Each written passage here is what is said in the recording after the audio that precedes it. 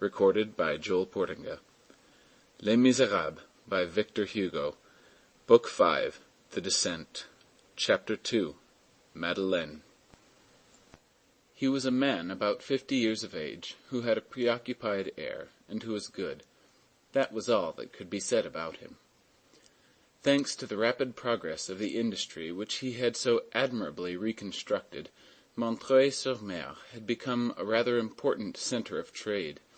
Spain, which consumes a good deal of black jet, made enormous purchases there each year. Montreuil-sur-Mer almost rivaled London and Berlin in this branch of commerce. Father Madeleine's profits were such that at the end of the second year he was able to erect a large factory, in which there were 2 vast workrooms, one for the men and the other for women. Anyone who was hungry could present himself there, and was sure of finding employment and bread. Father Madeleine required of the men good will, and of the women pure morals, and of all probity. He had separated the workrooms in order to separate the sexes, and so that the women and girls might remain discreet. On this point he was inflexible. It was the only thing in which he was in a manner intolerant.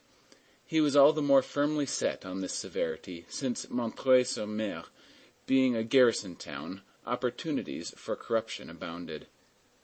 However, his coming had been a boon, and his presence was a godsend. Before Father Madeleine's arrival, everything had languished in the country. Now everything lived with a healthy life of toil. A strong circulation warmed everything and penetrated everywhere. Slack seasons and wretchedness were unknown. There was no pocket so obscure that it had not a little money in it, no dwelling so lowly that there was not some little joy within it. Father Madeleine gave employment to everyone. He exacted but one thing: be an honest man, be an honest woman. As we have said, in the midst of this activity, of which he was the cause and the pivot, Father Madeleine made his fortune. But a singular thing in a simple man of business, it did not seem as though that were his chief care.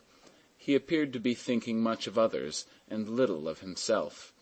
In 1820 he was known to have a sum of 630,000 francs lodged in his name with Laffitte, but before reserving these 630,000 francs, he had spent more than 1,000,000 for the town and its poor.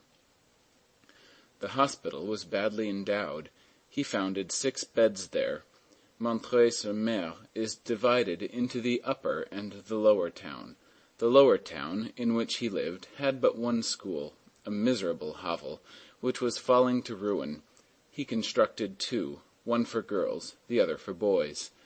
He allotted a salary from his own funds to the 2 instructors, a salary twice as large as their meagre official salary, and one day he said to someone who expressed surprise, "The 2 prime functionaries of the state are the nurse and the schoolmaster."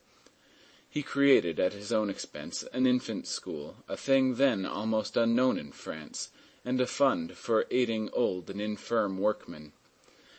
As his factory was a centre, a new quarter, in which there were a good many indigent families, rose rapidly around him.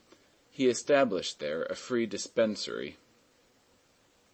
At first, when they watched his beginnings, the good souls said, "He's a jolly fellow who means to get rich." When they saw him enriching the country before he enriched himself, the good souls said, "He is an ambitious man."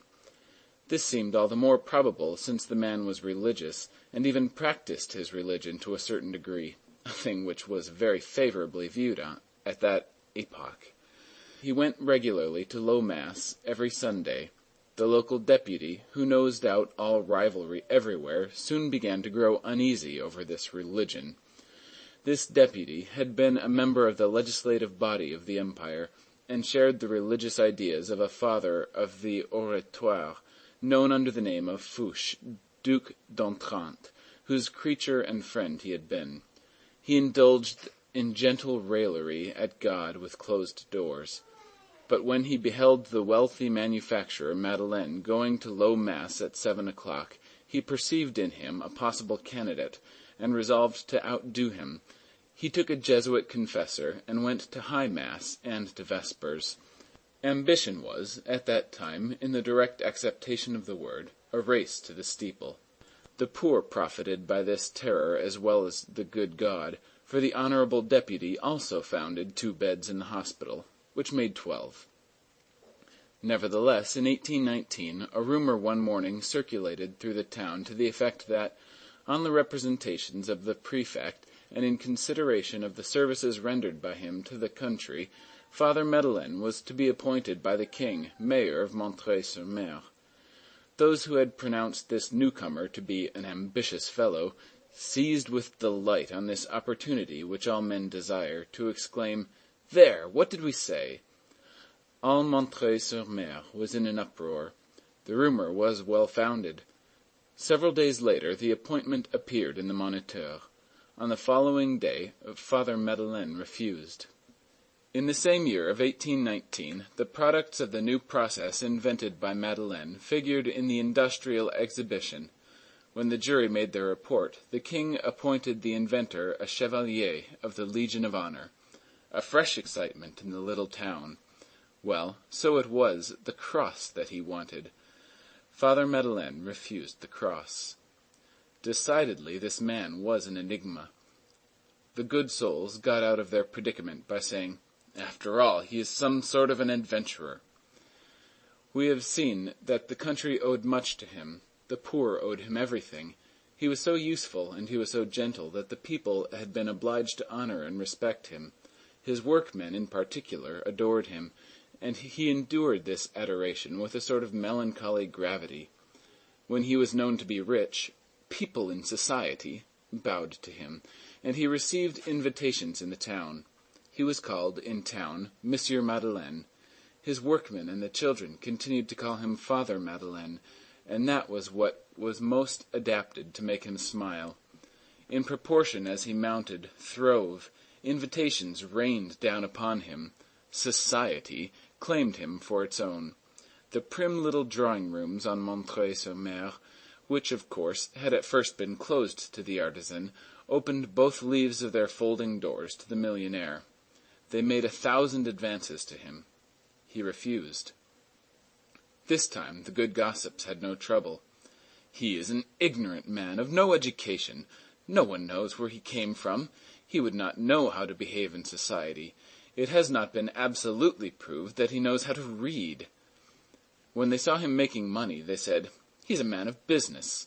When they saw him scattering his money about, they said, "He is an ambitious man." When he was seen to decline honors, they said, "He is an adventurer." When they saw him repulse society, they said, "He is a brute." In 1820, 5 years after his arrival in Montreuil-sur-Mer, the services which he had rendered to the district were so dazzling, the opinion of the whole country round about was so unanimous, that the king again appointed him mayor of the town. He again declined, but the prefect resisted his refusal. All the notabilities of the place came to implore him. The people in the street besought him. The urging was so vigorous that he ended by accepting. It was noticed that the thing which seemed chiefly to bring him to a decision was the almost irritated apostrophe addressed to him by an old woman of the people, who called to him from her threshold in an angry way, "A good mayor is a useful thing. Is he drawing back before the good which he can do?" This was the third phase of his ascent. Father Madeleine had become Monsieur Madeleine. Monsieur Madeleine had become Monsieur le Maire. End of chapter 2.